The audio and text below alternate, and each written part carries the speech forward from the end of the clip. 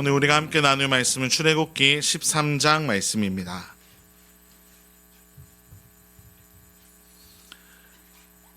출애굽기 13장 1절부터 16절까지의 말씀입니다.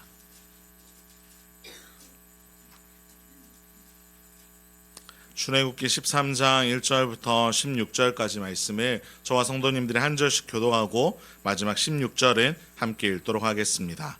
여호와께서 모세에게 일러 이르시되 이스라엘 자손 중에서 태에서 처음 난 모든 것은 다 거룩히 구별하여 내게 돌리라. 이는 내 것이니라 하시니라. 모세가 백성에게 이르되 너희는 애굽 곧 종되었던 집에서 나온 그날을 기념하여 유교병을 먹지 말라. 여호와께서 그 손의 권능으로 너희를 그곳에서 인도해 내셨음이라. 아비벌 이날에 너희가 나왔으니 여호와께서 너를 인도하여 가나안 사람과 헷 사람과 아모리 사람과 히위 사람과 여우스 사람의 땅 곧 내게 주시려고 내 조상들에게 맹세하신 바 젖과 꿀이 흐르는 땅에 이르게 하시거든 너는 이달에 이 예식을 지켜 이래 동안 무교병을 먹고 여호와께 절기를 지키라. 이래 동안에는 무교병을 먹고 유교병을 내게 보이지 아니하게 하며 내 땅에서 누룩을 내게 보이지 아니하게 하라. 너는 그날에 내 아들에게 보여 이르기를 이 예식은 내가 애굽에서 나올 때에 여호와께서 나를 위하여 행하신 일로 말미암음이라 하고 이곳으로 내 손의 기호와 내 미간의 표를 삼고 여호와의 율법이 내 입에 있게 하라. 이는 여호와께서 강하신 손으로 너를 애굽에서 인도하여 내셨음이니 해마다 절기가 되면 이 규례를 지킬지니라. 여호와께서 너와 내 조상에게 맹세하신 대로 너를 가나안 사람의 땅에 인도하시고 그 땅을 내게 주시거든 너는 태에서 처음 난 모든 것과 내게 있는 가축의 태에서 다 구별하여 여호와께 돌리라. 수컷은 여호와의 것이니라. 나귀의 첫 새끼는 다 어린 양으로 대속할 것이요 그렇게 하지 아니하려면 그 목을 꺾을 것이며 내 아들 중 처음 난 모든 자는 대속할지니라. 후일에 내 아들이 내게 묻기를 이것이 어찌 됨이냐 하거든 너는 그에게 이르기를 여호와께서 그 손의 권능으로 우리를 애굽에서 곧 종이 되었던 집에서 인도하여 내실세. 그때 바로가 완악하여 우리를 보내지 아니하며 여호와께서 애굽 나라 가운데 처음 난 모든 것은 사람의 장자로부터 가축의 처음 난 것까지 다 죽이셨으므로 태에서 처음 난 모든 수컷들은 내가 여호와께 제사를 드려서 내 아들 중에 모든 처음 난 자를 다 대속하리니 이것이 내 손의 기호와 이는 여호와께서 그 손의 권능으로 우리를 애굽에서 인도하여 내셨음이니라 할지니라. 아멘. 우리 시간 양옆에 계신 분들과 한번 인사하겠습니다. 함께 예배드림이 기쁨됩니다. 네, 한 번 더 인사하실 때 은혜 많이 받으세요 라고 인사하겠습니다. 오늘도 하나님의 은혜를 사모하며 이 자리에 모인 우리에게 하나님께서 분명하게 은혜 주실 줄로 믿습니다. 11월 11일이 무슨 날인지 아십니까? 네, 아마 빼빼로데이를 많이 먼저 떠올리셨을 것 같은데요. 사실 11월 10일은 빼빼로데이 외에도 다른 날, 다른 의미의 기념일로 정해져 있습니다. 먼저 한 해의 농사를 마치는 시기에 수확의 기쁨을 같이 나누자는 의미에서 농업인의 날이기도 하고요. 2001년에는 지체장애인을 위한 날로 지정되기도 했습니다. 또 2010년에는 국토교통부에서 이 사람의 두 다리를 연상한다고 하면서 11월 11일을 보행자의 날로 정하기도 했습니다. 그리고 요즘 젊은이들에게는 중국에서 가장 큰 쇼핑 축제가 열리는 광군절로 알려져 있기도 합니다. 이처럼 사람들은 11월 11일이라는 한 날을 가지고도 여러 가지 의미를 부여하면서 기념일로 지키고 있습니다. 그런데 이것 말고도 우리나라 사람들이 참 많이 관심을 갖고 중요하게 여기는 기념일이 있는데 바로 자신들의 조상이 돌아가신 날을 기념하며 제사를 드리는 날입니다. 믿음 마을과 소망 마을은 11월 동네 예배 주제를 감사로 정하고 올해 가장 감사한 일이 무엇인지를 나누고 있는데요. 한 성도님께서 이런 이야기를 해주셨습니다. 성도님은 믿지 않는 남편과 결혼을 하게 되었는데 결혼을 하고 보니 1년에 몇 차례나 제사를 준비해야 했다는 것입니다. 준비하는 것이 참 힘들기도 하고 불편하기도 하였지만 그래도 묵묵히 제사 음식을 만들고 제사를 드릴 수 있도록 준비를 해주는 일을 수십 년간 도와드렸다고 합니다. 그런데 올해 시어머니가 연초에 이제 올해부터는 제사를 하지 않아도 된다고 말씀하셨다고 합니다. 시어머니가 신앙생활을 시작한 것도 아닌데 그냥 이제 너무 고생스러우니 그만하라고 이야기를 하셨다는 것입니다. 성도님은 그 이야기를 듣고 참 너무 감사했다고 고백하셨습니다. 매년마다 그 준비하는 것 자체도 힘들지만 하나님 앞에 죄를 짓는 것 같아 마음이 불편할 때가 많았는데 그것이 끝나게 되었다고 참 감사하다고 고백을 하셨습니다. 그 고백을 듣는데 진짜 이 성도님이 참 힘드셨겠구나라는 생각이 들기도 하고 이제 그만하실 수도 있다는 생각에 감사하다는 생각을 하기도 했습니다. 그러다가 며칠이 지나고 오늘 설교를 준비하는데 문득 그 이야기가 떠오르면서 한 가지 생각을 하게 되었습니다. 그 생각이 무엇이었냐면 그토록 중요하게 여기던 제사를 한순간에 그만두게 하는 것을 보니 그들에게도 그 제사가 크게 중요한 것은 아니었구나 하는 생각이 들게 되었습니다. 흔히 말해 복을 받기 위해 제사를 지낸다고 하고 제사를 지내지 않으면 벌을 받는다고 이야기하면서 그것을 추구하며 살아왔지만 결국 그것이 진짜가 아님을 알게 되었구나 하는 생각이 들게 되었습니다. 이처럼 사람들이 만들어 놓은 기념일, 절기는 사실 우리에게는 없어서는 안 되는 그런 중요한 것들이 아닙니다. 없어도 되는 것이 너무나도 많습니다. 하지만 오늘 본문을 통해 하나님이 우리에게 말씀하시는 무교절을 포함해서 하나님이 우리에게 요구하시는 기념일은 다릅니다. 하나님께서 만들어주신 절기에는 하나님의 뜻이 있기에 우리는 그 기념일 하나하나를 하나님의 의도대로 잘 따르며 살아가야 하는 것입니다. 오늘 우리가 이 시간 이 본문을 통해 무교절이라는 절기에 대해서 함께 살펴보며 이 절기를 허락하신 하나님의 의도를 알아가고 절기를 어떻게 대해야 되는지 깨닫는 시간이 되기를 간절히 소망합니다. 지난 시간에 함께 살펴보았듯이 하나님께서는 장자의 죽음이라는 심판을 통해 애굽에서 이스라엘 백성들을 구원해 주셨습니다.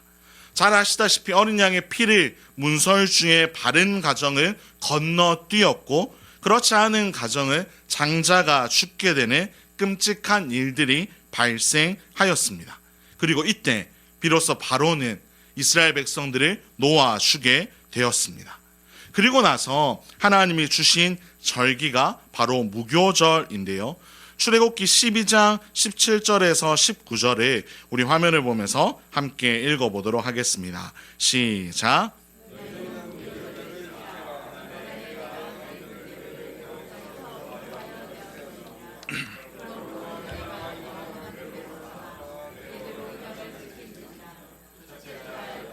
열나흔 날 저녁부터 21일 저녁까지 너희는 무교병을 먹을 것이요 이래 동안은 누룩이 너희 집에서 발견되지 아니하도록 하라. 무릇 유교물을 먹는 자는 타국인이든지 본국에서 난 자든지 막론하고 이스라엘 회중에서 끊어지리니. 아멘. 하나님께서는 무교절을 지키라고 말씀하셨습니다. 왜냐? 이날에 하나님께서 애굽에서 이스라엘 백성들을 구원하셨기 때문입니다. 그런데 왜 누룩을 넣지 않은 빵을 먹으면서 그날을 지키라고 하셨을까요? 왜냐, 이 출애굽을 하는 순간에는 누룩을 넣어서 그것이 부풀어 오르고 발효하는 시간을 기다릴 만큼의 여유가 없었습니다. 급하게 길을 떠나면서 빵을 만들어 먹고 떠나야 했기 때문에 누룩을 넣지 않은 단단한 빵을 만들어서 먹었던 것입니다. 그래서 지금도 이 구절을 통해서 유대인들은 무교절이 되기 전에 집안 곳곳을 뒤지면서 누룩이 있는지 없는지를 살피는 의식을 가지고 있다고 합니다. 하지만 그들이 그렇게 문자적으로 지키는 것이 과연 의미가 있을까요? 하나님이 원하시는 것이 그렇게 그냥 행위를 따르는 것에 하나님의 의도가 있을까요? 그렇지 않습니다. 절기를 허락하신 하나님의 의도를 아는 것이 중요한데요. 오늘 본문의 3절 말씀을 화면을 보면서 함께 읽어보겠습니다. 시작.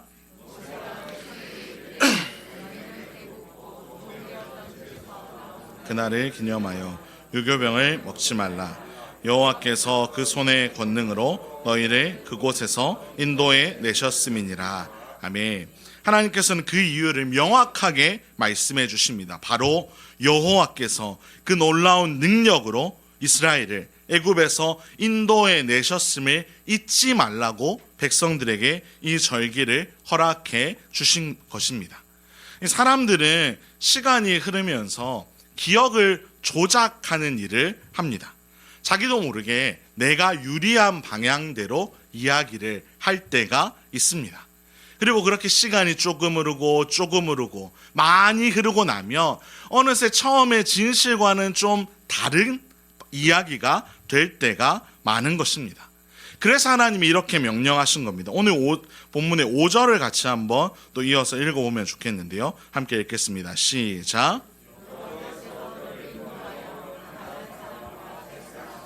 아모리 사람과 히위 사람과 여부스 사람의 땅 곧 내게 주시려고 내 조상들에게 맹세하신 바 적과 꿀이 흐르는 땅에 이르게 하거든 너는 그날에 이 단식을 지켜. 하나님은 약속하신 땅에 이르거든 이 예식을 지키라고 하십니다. 왜냐하면 이 연약한 사람이라는 존재는 하나님을 잊어버린 채 어느새 내가 모든 것을 했다고 착각하기 쉬운 존재이기 때문입니다. 젖과 꿀이 흐르는 정말 비옥한 곳에 이르면 어느새 지난 시간들은 다 잊어버린 채 하나님이 어떻게 역사하셨는지는 다 잊어버린 채 내가 잘해서 내가 노력해서 이렇게 좋은 자리에 이를 수 있다고 생각할 것이 뻔했기 때문에 하나님은 사람이 그렇게 연약한 존재인지 아시고 계셨기에 하나님은 이렇게 백성들에게 당부한 것입니다. 무교절을 지키라고 말씀하시면서 다른 어떤 것이 아니라 자신이 아니라 하나님이 오직 백성들을 구원하셨으며 지금까지 백성들을 이끌어 오셨다고 기억하고 고백하며 살아가도록 하나님은 이 명령을 허락해 주신 겁니다. 내가 내 삶의 주인이 아니라 나의 공로로 이루어진 것이 아니라 오직 하나님의 은혜였음을 고백하며 그것을 믿으며 살아가라고 하나님은 이 절기를 우리에게 허락하신 것입니다.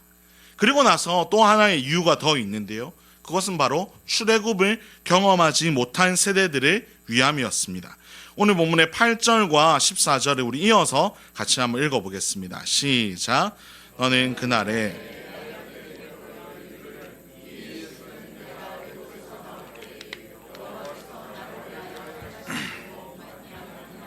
14절도 읽겠습니다. 후일에 내 아들이 어찌 됨이냐 하거든 너는 그에게 이르기를 여호와께서 그 손의 권능으로 종이 되었던 집에서 인도하여 내실세. 아멘. 출애굽을 경험하지 못한 이들, 즉 하나님의 일하심을 경험하지 못한 이들에게 무교절은 의문의 대상이었을 겁니다. 도대체 왜 갑자기 누룩을 빼고 빵을 만들고 그것을 먹게 되었는지 궁금했을 것입니다. 도대체 왜 이렇게 별 이유도 없어 보이는 일을 하는지 궁금하기도 하고 자신들의 부모 세대가 하는 일이 좀 어리석게 느껴지기도 했을 것입니다. 그때에 하나님은 이 부모 세대들이 하나님을 경험하지 못한 세대들에게 하나님이 얼마나 위대한 분인지를 알려주시기 위해 하나님은 이 절기를 허락해 주셨던 겁니다. 하나님이 어떤 분이시며 하나님은 이스라엘 백성들을 어떻게 책임지시는지를, 얼마나 놀라운 방법으로 승리하게 하셨는지를 다음 세대들에게 알려주고 싶으셨던 것입니다. 그렇게 알려주면서 기성세대들도 다시 한번 하나님을 기억할 수 있도록 하나님은 이 절기를 통해 이 모든 세대들이 하나님을 바라보고 하나님을 알아가고 하나님 앞에 집중할 수 있도록 하기 위해 이 절기를 허락하신 겁니다. 그래서 하나님 이것이 너무너무 중요하기에 오늘 본문에서도 여러 번 반복하십니다. 여호와께서 강하신 손으로 애굽에서 인도하여 내셨음을 하나님은 3절에서 9절에서 14절에서 16절에서 계속 반복해 주십니다. 내 힘이 아니라, 시간이 흘러서 어느새 내가 이 일을 이루었다고 고백하지 못하도록, 그렇게 착각하며 살아가지 못하도록 하나님은 명확하게 알려주신 것입니다. 주 안에서 사랑하는 성도 여러분, 여러분의 삶 역시 지금까지 하나님이 인도해 오셨음을 여러분 믿으십니까? 여러분이 한 것이 아니라 하나님이 하셨음을 여러분 믿으십니까? 그러한 의미에서 우리가 함께 고백하면 좋겠는데요. 제가 몇 가지 질문을 드릴 텐데 이 질문마다 함께 동일하게 답을 하기를 소망합니다. 전능하신 하나님입니다 라고 우리가 답을 하면 좋겠습니다. 제가 질문을 드리겠습니다. 이스라엘을 애굽으로부터 구원해 주신 분은 누구입니까? 지금까지 지내온 것이 누구의 은혜입니까? 우리를 구원하신 분이 누구입니까? 우리를 침산제일교회로 부르신 분이 누구입니까? 어려운 상황 속에서도 교회 건축을 시작하게 하시고 지금까지 순조롭게 진행하신 분이 누구십니까? 주 안에서 사랑하는 성도 여러분, 이것을 잊지 않고 날마다 고백하며 살아가시기를 간절히 소망합니다. 절기를 허락하신 하나님의 의도를 알고 그 하나님께 우리의 고백을 날마다 드릴 수 있기를 간절히 소망합니다. 순간순간 죄는 우리를 유혹합니다. 하나님이 한 것이 아니라 네가 잘해서 했다고, 너의 능력 때문이라고, 너의 노력과 헌신 때문이라고 우리에게 속삭일 때가 있습니다. 그때마다 우리는 다시 한번 전능하신 하나님이 모든 것을 하셨다고 믿음으로 고백하며 나아가야 할 줄로 믿습니다. 그런데 절기는 이렇게 기억하고 고백하는 것을 넘어서서 한 가지 더 목적이 있습니다. 그 의도가 하나 더 있는데요. 바로 이스라엘을 인도해 오신 그 하나님께서 과거에만 머물러 있는 것이 아니라 오늘도 우리의 삶에 함께하고 계신다는 사실입니다. 하나님 성경 곳곳을 통해서 우리에게 계속해서 말씀해 주십니다. 하나님이 어떤 분이신지를 알고 그것을 누리라고. 하나님을 그저 성경에 오래전에 기록되어 있는 책에 가두어 놓는 것이 아니라 오늘 이 시대를 살아가는 우리의 삶에 하나님이 역사하실 수 있도록 하나님은 우리에게 우리의 주인의 자리를 하나님께 내어달라고 말씀하고 계십니다. 주 안에서 사랑하는 성도 여러분, 이스라엘을 애굽의 손에서 건지신 분이 하나님이심을 여러분 믿으십니까?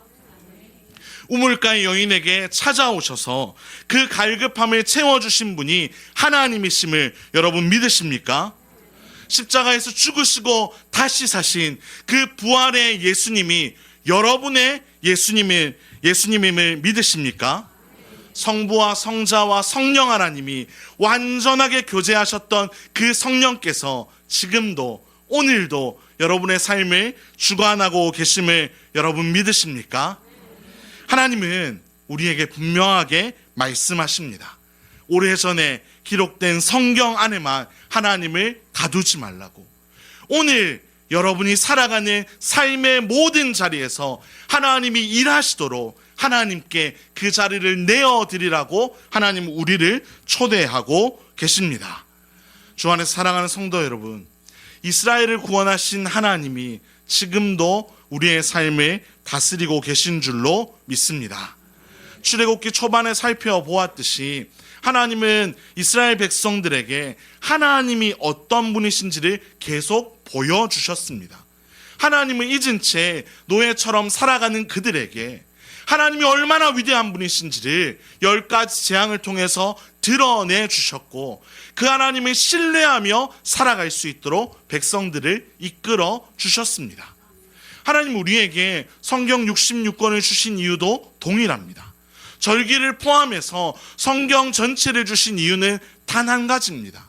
그것을 알고 그 하나님을 지금도 누리며 살아가라고 하나님은 우리에게 초대하고 계십니다. 주 안에서 사랑하는 성도 여러분, 여러분의 삶 가운데, 여러분의 모든 시간과 장소 가운데 하나님이 주인 되셔서 하나님이 여러분의 삶에 일하여 주시기를 간절히 소망합니다. 우리를 위해 죽으시고 다시 사신 그 예수 그리스도가 오늘 우리의 삶 가운데 역사하시기를 간절히 소망합니다.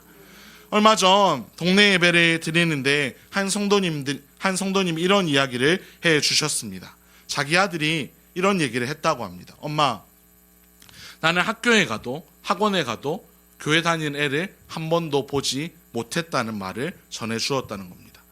우리 시대는 그렇지 않았습니다. 적어도 제 시대만큼만 해도 한 반에 5-6명의 아이들이 예수님을 믿는다고 고백하는 시대였습니다. 하지만 이제 이 시대는 다릅니다. 교회를 다니고 예수님을 믿는 아이들도 찾아보기 어렵지만 이제 예수님이 진짜 누구인지, 하나님이 어떤 분이시며 하나님이 내 삶에 어떤 일을 행하시는지 바르게 하는 아이들을 찾아보기는 더더욱 힘든 시대를 살아가고 있는 것입니다. 이러한 시대를 살아가는 우리가 기억해야 할 것은 베드로의 고백을 기억해야 할 줄로 믿습니다. 베드로 후서 1장 15절에 담긴 베드로의 고백을 우리 함께 현대인의 성경으로 읽어보도록 하겠습니다. 시작.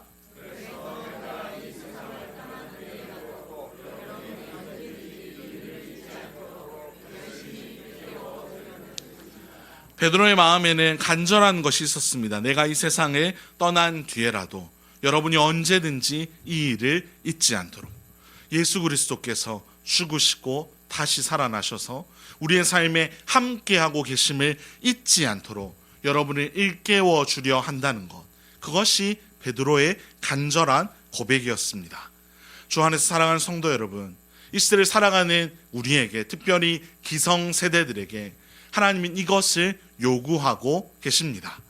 우리만 잘 누리고 우리만 잘 알고 우리만 잘 기억하고 기념하며 사는 것이 아니라 우리의 다음 세대들에게 하나님이 어떤 분이신지 우리의 삶을 통해 알려주기를 하나님은 원하십니다. 주 안에서 사랑하는 성도 여러분, 저는 저와 여러분의 삶 가운데 하나님의 역사하심이 가득할 수 있기를 간절히 소망합니다.